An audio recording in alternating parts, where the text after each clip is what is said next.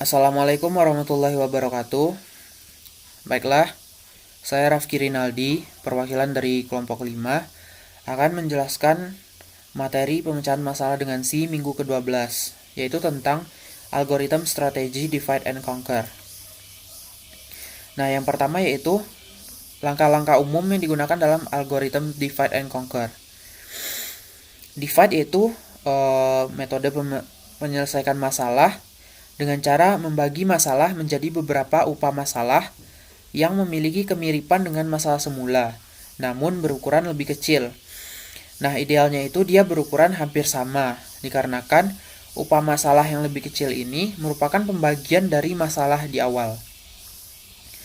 Sedangkan conquer yaitu langkah untuk menyelesaikan atau memecahkan masalah, langsung masing-masing upah masalah itu diselesaikan secara rekursif.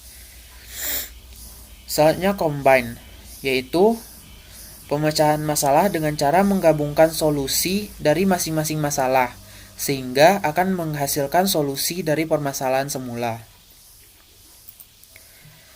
Selanjutnya yaitu merge sort, di mana sorting problem adalah mengurutkan urutan n elemen ke dalam pesan tidak menurun. Di mana divide yaitu membagi urutan n elemen yang akan diurutkan menjadi 2, masing-masingnya itu n per 2 elemen. Sedangkan conquer yaitu urutkan kedua urutan secara rekursif menggunakan penggabungan. Sedangkan combine yaitu menggabungkan dua urutan yang diurutkan untuk menghasilkan jawaban yang terurut. Nah, berikut adalah contoh dari merge sort, di mana di awal diberikan suatu masalah atau berupa angka yang disusun secara acak. Kemudian untuk menyelesaikannya masalah tersebut akan dibagi menjadi upah masalah yang lebih kecil. Nah, di sini dibagi menjadi 2 bagian, yaitu masing-masingnya 8 bilangan. Nah, dari masing-masing 8 bilangan ini akan dibagi lagi menjadi masalah yang lebih kecil. Menjadi masing-masingnya itu 4 bilangan. Nah, begitu seterusnya dilakukan hingga pada akhirnya menjadi pada masing-masingnya itu 1 bilangan. Selanjutnya, ini adalah contoh masalah dari merge sort, di mana kita diminta untuk menyusun suatu bilangan dari bilangan yang terkecil hingga bilangan yang paling besar. Nah, di sini diberikan original sequence-nya yaitu bilangan 13, minus 3, minus 25, 20, minus 3, minus 16, minus 23, dan 18. Nah, sama seperti yang contoh di awal tadi, masalah ini akan dibagi menjadi 2. Masing-masingnya itu 4 bilangan. Lalu masing-masing 4 bilangan ini akan dibagi lagi menjadi 2 bilangan hingga akhirnya akan menjadi pada masing-masingnya itu hanya 1 bilangan. Nah, lalu setelah menjadi masing-masing 1 bilangan, kita akan mengurutkannya sesuai dengan yang diminta, yaitu mengurutkan bilangan dari yang terkecil. Maka bilangan terkecil kita letakkan sebelah kiri dan bilangan yang lebih besar akan diletakkan sebelah kanan. Contohnya adalah 13 dan minus 3 ini. Bilangan yang lebih kecil ada minus 3 akan diletakkan sebelah kiri dan 13 diletakkan sebelah kanan. Begitu seterusnya, lalu sehingga dihasilkan 2 bilangan pada masing-masingnya. 2 bilangan ini akan dilakukan hal yang sama, yaitu penggabungan dengan meletakkan bilangan yang paling kecil di sebelah kiri, yaitu minus 25, selanjutnya minus 3, 13, dan 20. Nah, sehingga hasil akhirnya akan didapatkan sort sequence-nya seperti ini, berupa bilangan yang sudah terurut dari bilangan yang terkecil hingga bilangan yang terbesar. Nah, selanjutnya itu adalah perkalian matriks. Kita misalkan A dan B adalah 2 buah matriks yang berukuran n kali n. Maka perkalian matriksnya adalah matriks C sama dengan matriks A dikali matriks B.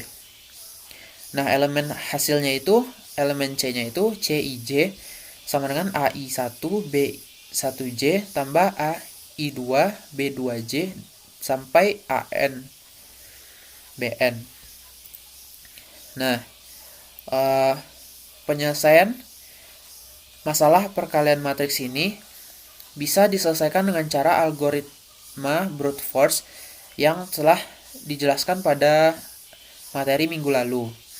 Nah, penyelesaian masalah dengan algoritma brute force ini akan menghasilkan kompleksitas algoritmanya, yaitu Tn sama dengan n pangkat 3 tambah n pangkat 3 sama dengan O n pangkat 3.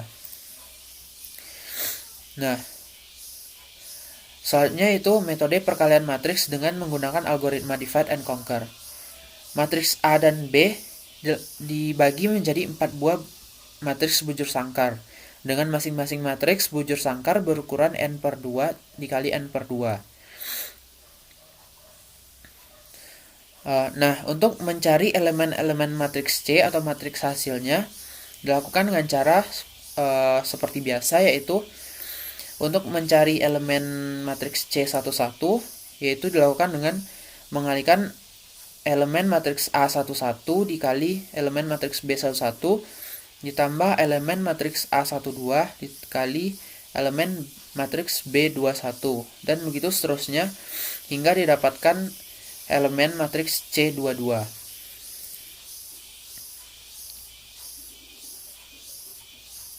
Nah, ini merupakan contoh program yang menggunakan metode algoritma divide and conquer dalam menyelesaikan perkalian matriks A kali B. Nah, selanjutnya kita masuk ke Strassen's algorithm. Algoritma Strassen ini merupakan operasi numerik mendasar yang digunakan untuk metode perkalian dari dua buah matriks. Nah, metode standar perkalian dua buah matriks yang berordo n kali n akan menghasilkan Tn sama dengan O n pangkat 3. Nah, berikut ini adalah algoritma perkalian matriks n kali n, matriks A dan B, dan menghasilkan matriks C.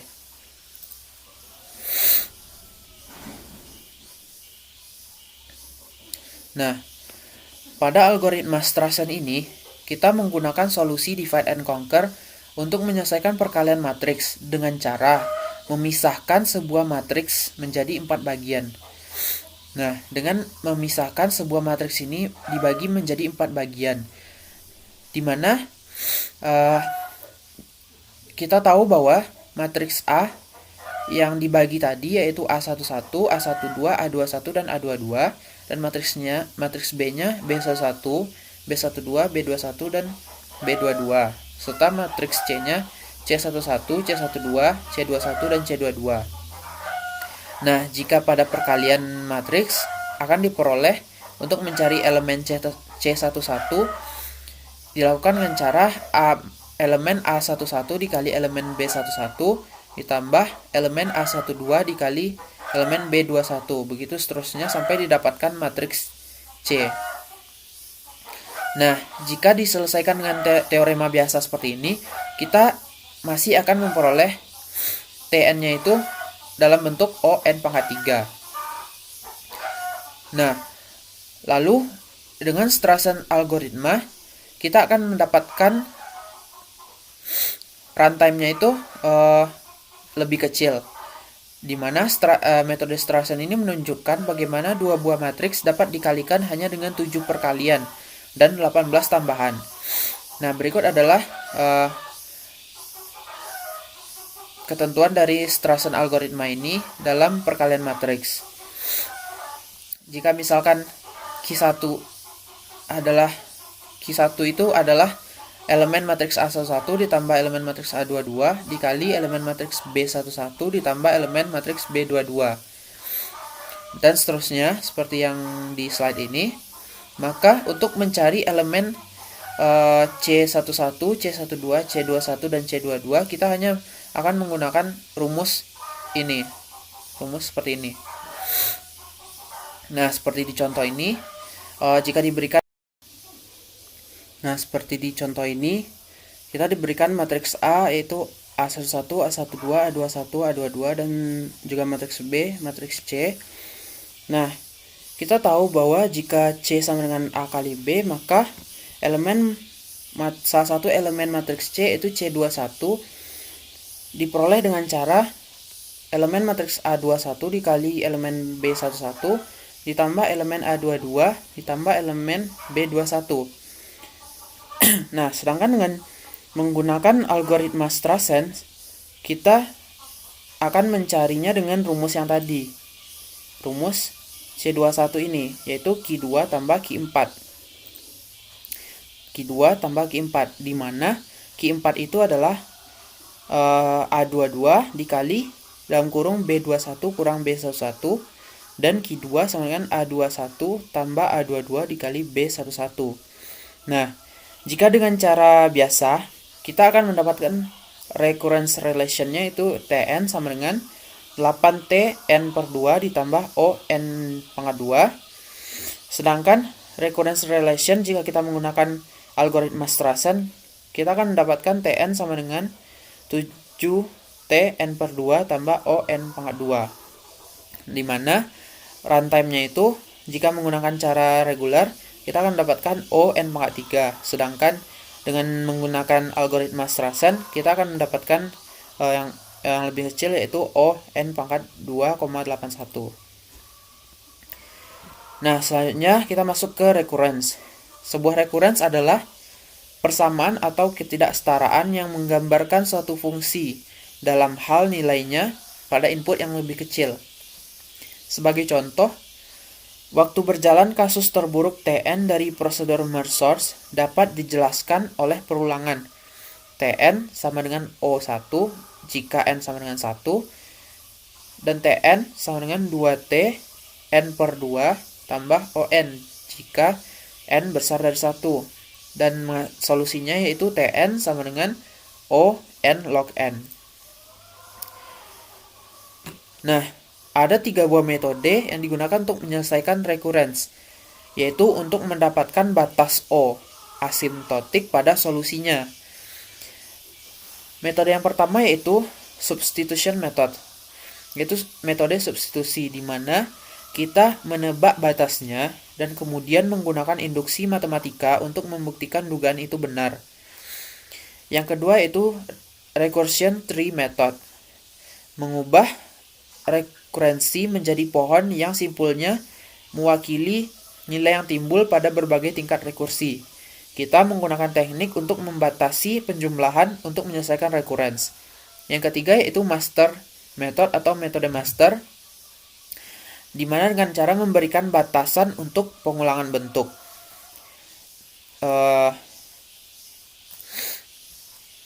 Running time atau waktu berjalan Tn suatu algoritma hanya ditentukan ketika n adalah bilangan bulat, karena untuk sebagian besar algoritma, ukuran input selalu berupa bilangan bulat.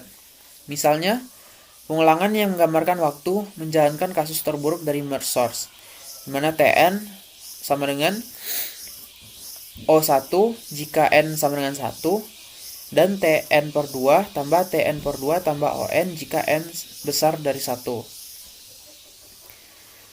Nah, sebagai contohnya, jika Tn sama dengan 2T n per 2 tambah n dengan solusi Tn sama dengan n log n. Karena waktu berjalan suatu algoritma pada input berukuran konstan adalah konstan, kondisi batas biasanya dinyatakan sebagai Tn sama dengan O1 untuk n yang cukup kecil. Ketika kita menginginkan solusi yang tepat daripada asimptotik, kita perlu menghadapi kondisi terbatas. Dalam praktiknya, kita hanya menggunakan asimptotik sebagian besar waktu, dan kita mengabaikan kondisi batasnya. Nah, yang pertama yaitu metode substitusi. Metode substitusi untuk menyelesaikan perulangan mencakup 2 langkah. Yang pertama yaitu menebak solusinya. Yang kedua, menggunakan induksi untuk menemukan konstanta dan menunjukkan bahwa solusinya benar. Tn sama dengan sebagai contohnya Tn sama dengan 2T n per 2 ditambah n. Nah, kita tebak solusinya itu adalah Tn sama dengan O n log n. Nah, pada metode substitusi ini mengharuskan kita untuk membuktikan bahwa Tn kurang sama dari Cn log n untuk pilihan konstanta C yang tepat besar dari 0. Kita mulai dengan mengasumsikan bahwa ikatan ini berlaku untuk semua M positif, M kurang dari N, khususnya untuk M kurang sama N, hasilnya T N per 2 kurang sama C N per 2 log N per 2.